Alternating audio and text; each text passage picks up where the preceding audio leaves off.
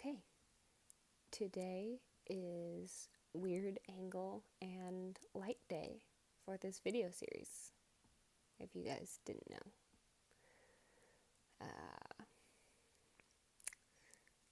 I'm sort of in the middle of a process, so I figured I would just hit record and sort of talk through where I'm at in this, just to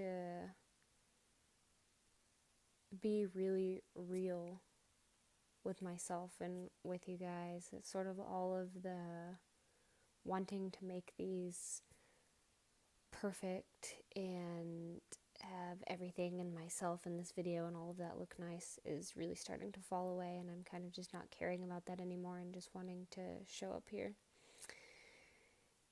I'm having sort of an interesting day. So I'm on round 2 of meditation for the day. When I first woke up and did my hour, it was very mundane. There was not a lot of anything that felt really powerful or transformative or any kind of great insight or anything that came through like that, which upset my mind. And then I got to realize that there was a piece of me attached to doing this process for the sake of getting the insight, getting the breakthrough, having the revelation. And I got to return to being an acceptance that that's not always the case, and being an acceptance that there's the piece that wants it to be or believes that it should be. And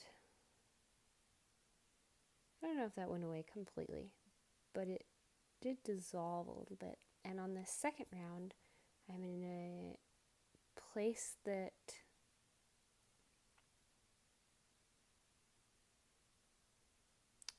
I don't go super often, and that's a spot of like really negative inner dialogue and just toxic thought. But what I wanted to talk about in terms of that is how often we just compound the already present stress. Like with the toxic thought, first we have the toxic thought, and then on top of that we add resistance to the thought itself. So it's like, you're sitting there and whatever it is, it can be anything. First, we might think, oh, I'm fat, and then we go, oh my God, and we don't want to, it's so interesting to me because it's like being in an argument with yourself. It's your mind arguing with your mind, and it's all self-created on the inside from old beliefs, past story, and just this accumulation of the past. That's really what the mind is, an accumulation of the past. And I guess what I'm just really wanting to speak to that I'm finding is I was much more able to first realize there's a toxic thought, then I went to the resistance, and then I realized, oh, having resistance to this thought is adding so much more stress and tension. And so that released, and I was able to then just be with the toxic thought itself and just let it be. And it didn't shift or go away completely, but a lot of the added strain did. So there's more ease and more space, and it feels like something is actually able to move now, versus when you stay in that resistance with yourself, you only prolong the pain that you're in, is the joke. We resist and avoid in an effort to not feel the pain, but it's actually creating more pain, if that makes sense. Because until you actually accept that thought, that situation, whatever is happening, then nothing can move.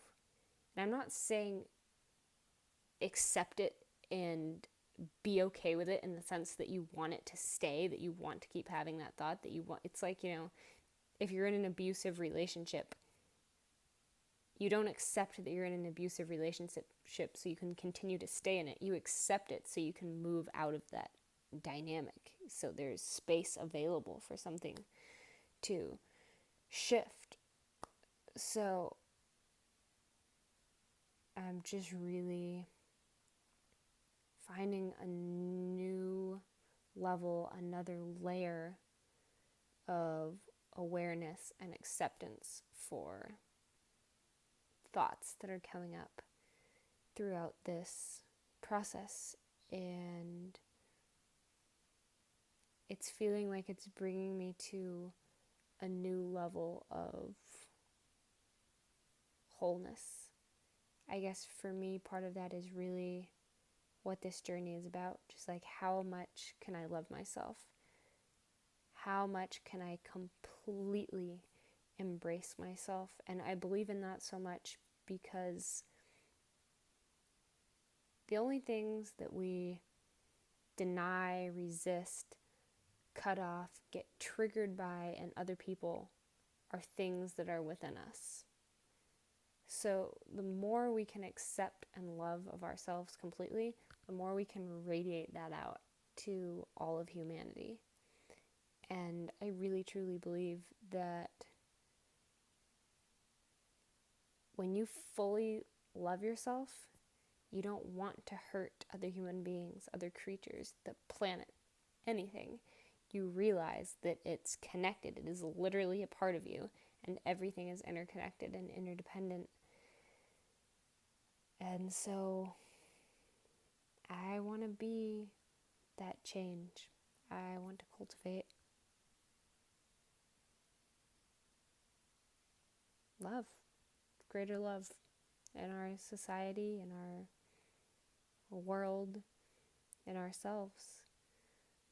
So I don't know how much of this is clear. I guess in this moment saying that, I'm releasing some attachment for it needing to be clear, needing to make sense, needing this to have a concrete conclusion or a point that I'm trying to make, and giving myself permission to just let this be a snapshot of what the journey is like.